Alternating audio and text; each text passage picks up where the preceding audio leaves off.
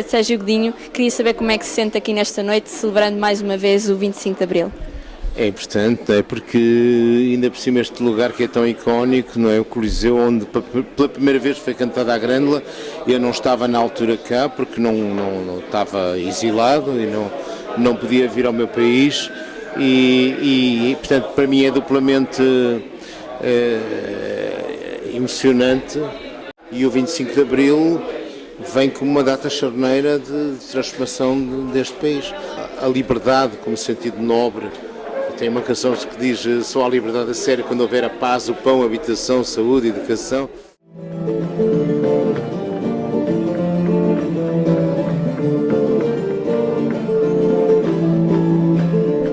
Para mim a comemoração do 25 de Abril é feita todos os dias. Há quem diga que é no Natal, mas eu prefiro comemorar o 25 de Abril.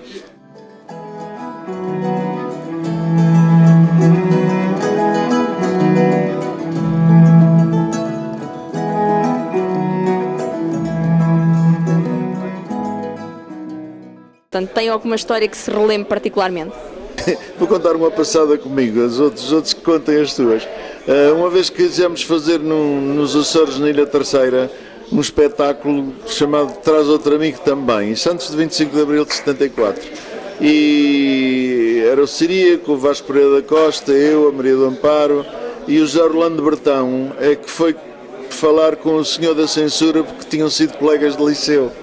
Então levou-se uma série de letras daquelas mesmo muito violentas, que já sabíamos que nunca passaria em censura nenhuma, mas mesmo para o senhor dizer essa não pode ser, então rasgávamos ruidosamente os papéis diante do senhor e ele sentiu-se bem, até que finalmente queríamos mesmo cantar o Pergunto ao vento que passa notícias do meu país, o do António Portugal e do Manel Alegre, e para bem daquilo passar, o José Orlando Bertão teve que explicar ao senhor da censura: Sr. Doutor, então não vê que para cantar nos Açores um espetáculo, não podemos fazer um espetáculo sem uma canção que fale do anticiclone dos Açores.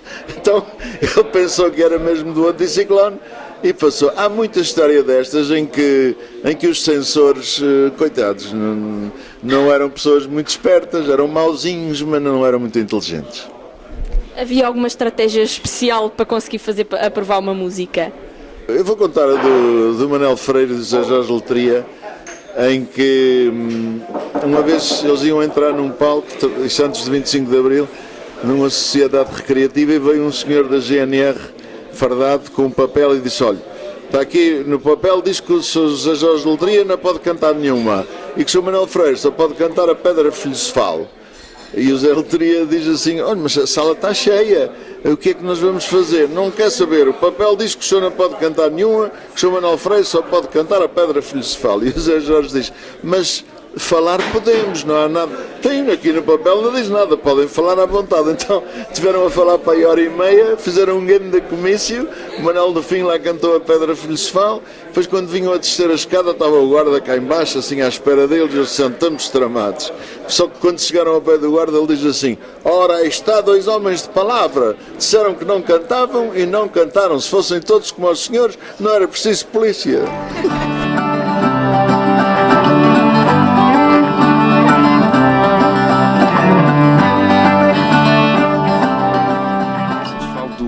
Coisa que eu sempre achei curioso, que foi um telefonema que o Zeca recebeu antes do 25 de Abril, de uma cooperativa qualquer, não sei em que sítio do país, e que lhe telefonaram a dizer: Zeca, precisamos de ti amanhã. E o Zeca disse: amanhã não posso, estou a gravar. E do outro lado ouve-se uma voz assim: mas quê? Mas tu também gravas discos? E o que é que simboliza para si o 25 de Abril? O 25 de Abril é mais do que um cravo. O cravo pode-se converter no escravo. E os valores de, por exemplo, o Grândola, que obviamente converteu-se num símbolo. Mas eu curiosamente pensava hoje que está dentro da Grândola estão os valores da Revolução Francesa: liberdade, igualdade e fraternidade. E é curioso, não é por acaso que é um símbolo tão forte essa canção.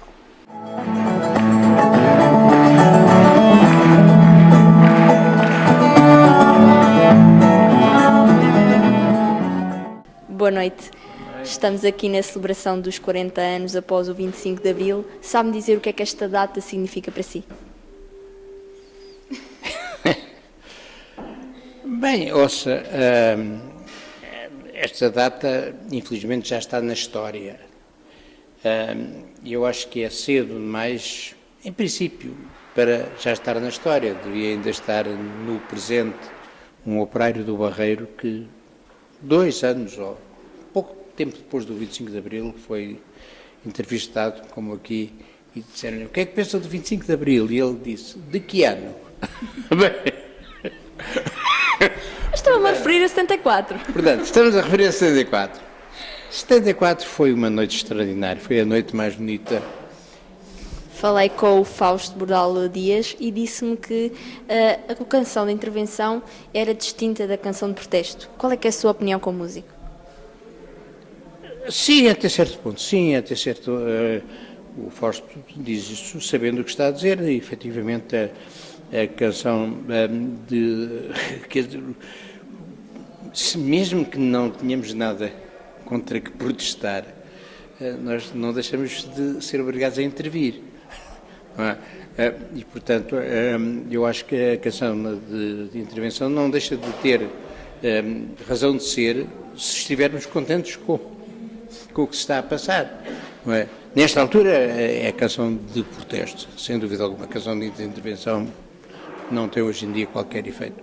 A canção de protesto, sim senhor, mas noutras alturas acho que foi muito importante fazer a distinção, de facto, entre a canção de intervenção e a canção de intervenção é mais pedagógica, tem que ter uma linguagem não só verbal, como também uma linguagem musical, que tenha que ver com aquilo que as pessoas sentem, com aquilo que vai levar as pessoas a reagir.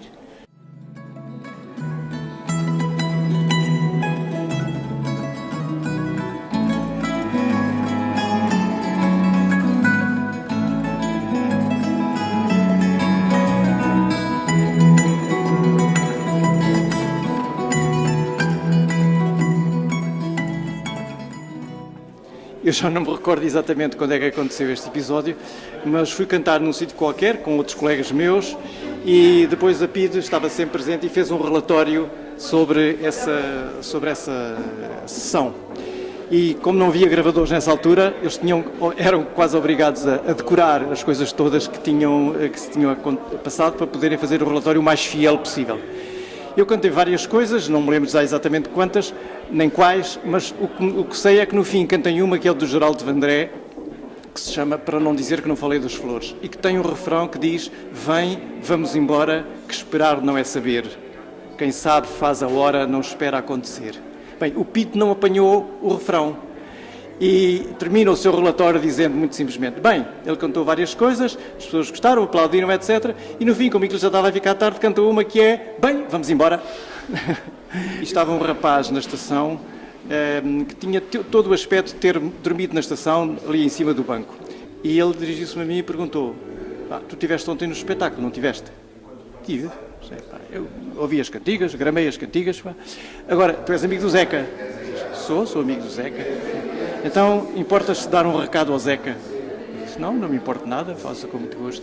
E então ele diz-me assim: vejam vocês a surpresa que eu tive. Vais dizer ao Zeca, vais-lhe dar este recado, que o Zeca não morre no coração da malta nova. Há alguma canção em especial que marque mais no Zeca Afonso?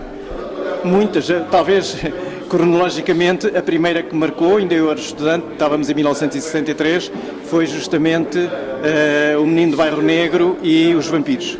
E esse disco marca uma evolução, marca uma transição entre o fado de Coimbra para uma balada e depois para outro tipo de música e de canção. Se não afinaste, espera. Espera, Miguel, está a tua vontade, afina bem.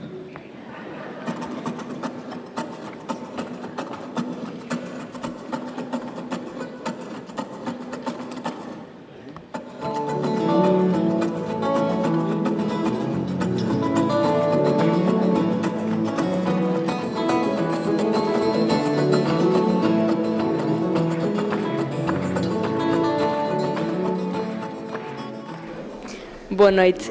Queria só que me contasse uma história do antes do 25 de Abril. Alguma coisa que envolva a PIDE, a censura, sei que há muitas histórias para contar. Olha, uma das coisas mais divertidas foi um ensaio de censura. Eu estava num grupo de teatro que se chamava A Lídia, a Mulher Tatuada e os Seus Atores Amestrados, no primeiro ato em Algés, e tivemos um ensaio de censura. A censura exercia-se primeiro sobre o texto do teatro e depois assistiam ao último ensaio e podiam ainda cortar mais ou mesmo proibir a peça de todo. E um dos truques que se faziam, e era muito divertido, era representar completamente ao contrário das intenções que tinha o texto.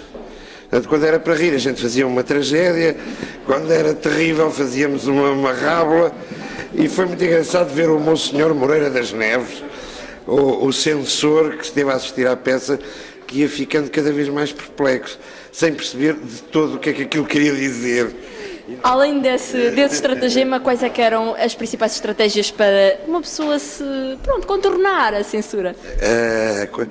Normalmente a censura é sempre burra, não é? Qualquer censura, porque não é possível censurar os grandes textos, porque os grandes textos têm sempre outra leitura, outra leitura, outra leitura. As histórias das censuras nas ditaduras são sempre histórias delirantes, porque são normalmente feitas por pessoas, mesmo que sejam cultas, são pessoas com uma cultura muito encerrada em si própria. Muito boa noite. Neste dia emblemático de mais um festejo do 25 de Abril, queríamos saber uma história que tenha vivido com o Estado Novo, alguma situação em que a PIDE ou a censura o tenha envolvido. Que eu faço anos no 25 de Abril. Nasci a 25 de Abril de 1942. E era cerca da meia-noite, nós já sabíamos, já tínhamos afastado as suspeitas de que o golpe em Lisboa fosse de extrema-direita, já sabíamos que não era, até pelas canções que se ouviam no rádio. E era meia-noite menos pouco, o telefone tocou e eu fui ao telefone e era a voz do meu irmão que só me disse isto: então gostaste da prenda?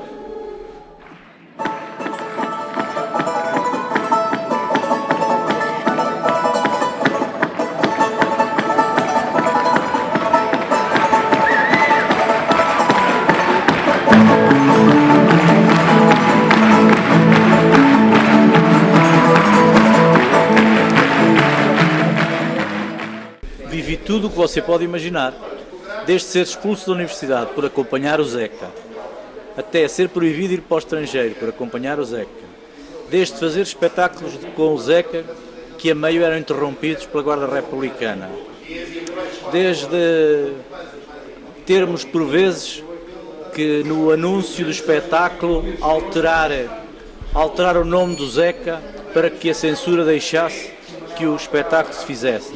Portanto, todas as privações possíveis e imaginárias que o antigo regime fazia a qualquer artista que quisesse fazer música já com uma temática de caráter social, como o Zeca, que foi o primeiro, comigo, que começou, fomos nós os dois que começámos com aquilo que se chama a música de protesto e a canção de protesto, passámos por todas as vicissitudes possíveis e imaginárias. Na sua opinião, existe alguma diferença entre a canção de protesto e a canção de intervenção? Eu acho que a canção de protesto é uma canção de intervenção. Nem todas as canções de protesto são canções interventivas, não é? Mas as canções de intervenção são canções de protesto. São termos que dizem mais ou menos a mesma coisa. Em relação à canção de intervenção, considera que tem qualidade ou que a música servia mais como uma forma de motivar as pessoas a vir para a rua, uma forma de transmitir uma ideologia? Também tinha esse efeito, era um catalisador, era para às vezes grandes comícios políticos que se faziam. Mas naquilo que diz respeito à minha experiência, que foi com o Zeca Afonso e com o Adriano, com esses dois com quem eu andei anos e anos a acompanhar, ela tinha muita qualidade, tinha tanta qualidade, basta ver que hoje estamos aqui, digamos, a homenagear o Zeca e o Adriano, fundamentalmente.